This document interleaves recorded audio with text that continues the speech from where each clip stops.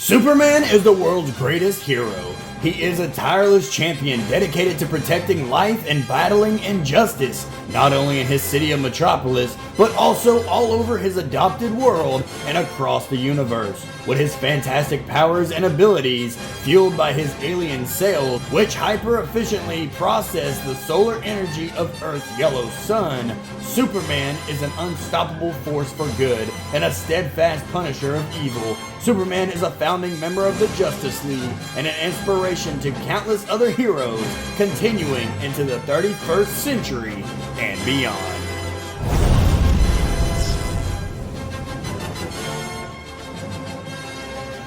What's going on, guys? Multiverse here with yet another action figure review video, and today we're taking a look at Superman by McFarlane Toys.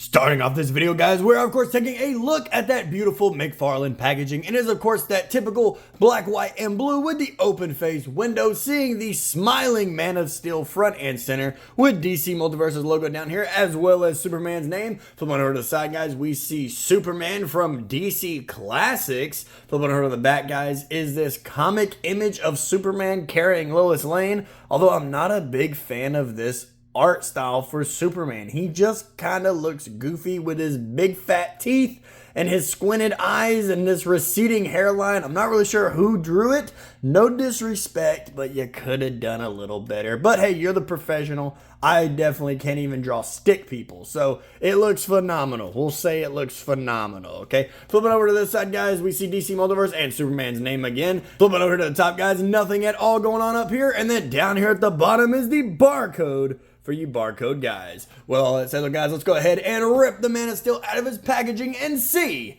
how he looks. So right here, guys, is Superman, fresh out of the packaging, standing straight up and down on the rotating turntable. And for my first hand impressions on this figure, I absolutely love it. This is one of my all-time favorite body molds that McFarlane has been using on Superman, and I even love it that we've seen it before, but it just looks perfect with that light blue and that light red look on it. The only thing that I personally would change on this, which I'll probably do later on, is to paint that yellow to more of a goldish look. I feel like the yellow on this figure is just too yellow, if you know what I mean. The light blue is perfect, the light red is perfect, but I feel like the gold is where it should have been in terms of the yellow. It should have been a golden look. But this figure does look absolutely amazing. He is a perfect Superman if I've ever seen one come from McFarlane before. We're away from that old Superman body mold, and this one is smiling. We actually have a smiling head sculpt on Superman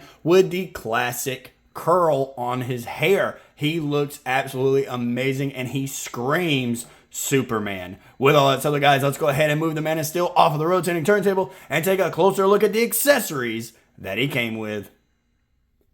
When it comes to the accessories, guys, Superman does come with a lot more than what we've seen before in the past. He does, of course, come with his standard McFarlane flight stand, which has a little arm grabber up here and the DC logo down there at the bottom. He does, of course, come with his trading card, which is the same image that is on the back of the box, which I still am not too crazy about. I feel like this image would have went better with the Monitor Build-A-Figure wave from McFarlane Toy Store. I feel like that design looks closer to this than the one that we have here, but that's neither here nor there. Flipping over to the back, guys, is the read-up if you want to pause the screen and read it right now.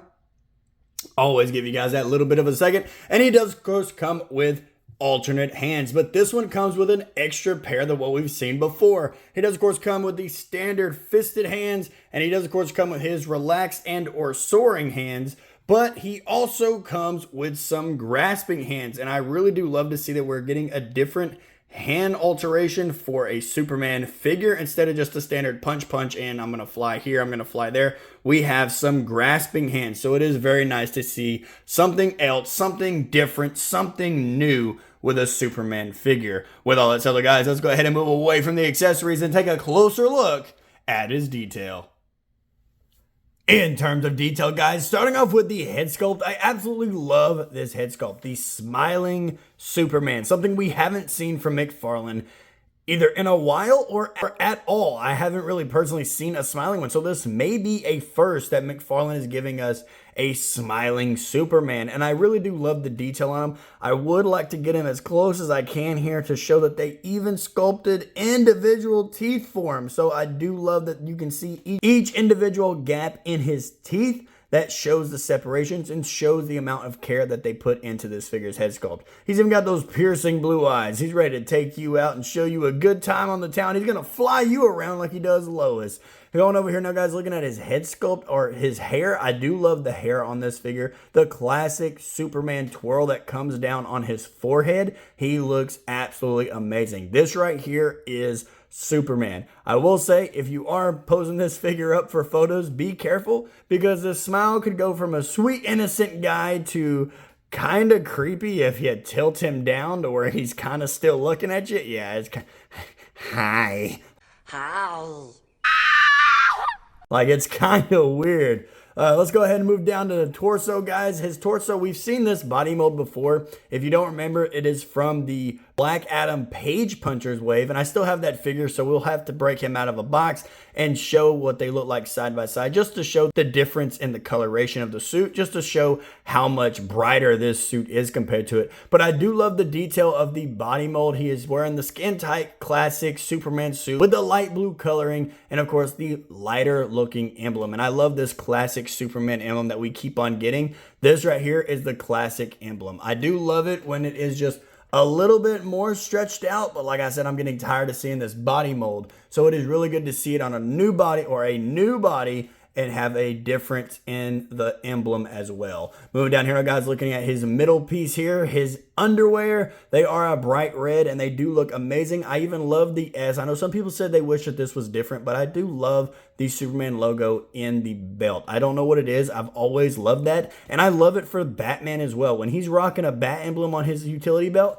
I'm like, that's Batman to me. That is a perfect bat suit. And when the emblem matches on the chest and on the belt, it's a mwah, chef's kiss, and we have it right here. I'm probably going to touch this up with some red just to add some poppage to it to make it really stand out, but we'll cross that bridge when we get to it. The only thing that I'm not too crazy about on this figure is, of course, the hands, and it really goes for every last one of them. You can't really tell on the fisted hands too much. However, he has stuck with doing the fat, massive hands on this figure, and I'm not too crazy about it. Like, if you put it up to his head, it is bigger than his face. I wish they would have changed that and gave him just a little bit of a smaller portioned hand. That way he doesn't look too weird when he's like this, and his hands are almost the same size of his thigh. Speaking of his thighs and going down to his leg sculpt, guys, I do love seeing that where you're getting all the muscles and stuff in his legs, the amount of love and the wrinkles in the suit. McFarlane is knocking this out of the park. I know some people knock on McFarlane saying, oh, the detail's not always there.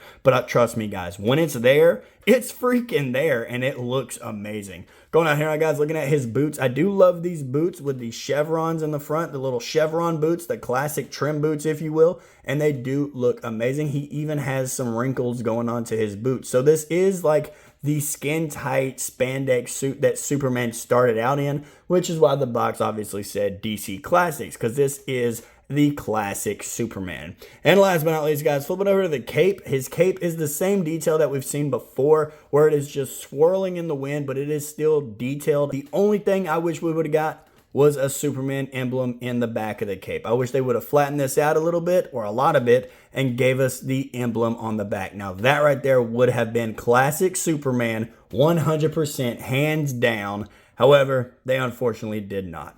With all that said, guys, let's go ahead and move away from the detail and take a closer look at Superman's size, his articulation, and see some size comparison.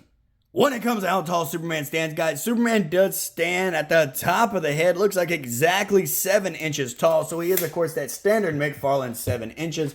Let's go ahead and move him off of his display stand here. Move him closer so that way we can check out his articulation. Starting off with the head articulation, guys, he can look up all the way, so you will get some beautiful shots of him flying, and he does look down all the way. And I was worried that he wouldn't be able to because his chin is very pointed. However, it doesn't really get in the way. When it comes to his arm articulation, guys, the cape does drape over the arm a little bit, so this is about as far up as you're going to go. He does have a useful butterfly joint. Unfortunately, though, that cape is really hindering it, and there's only so much you can do. I I could probably shave it back, but it's not bothering me at this point in time. He does, of course, come with a bicep swivel, so he's got a little cut in there, so he's got some mobility. Double hinged elbows, and since his hands are interchangeable, they do rotate all the way around and hinge perfectly up and down. When it comes to his ab crunch, guys, let's see if he can do it, and he cannot. Typical McFarlane fashion, he cannot lean forward at all, but I bet he is a limbo master at the DC parties. And unfortunately, though, you get some gappage, though, the farther back you go. So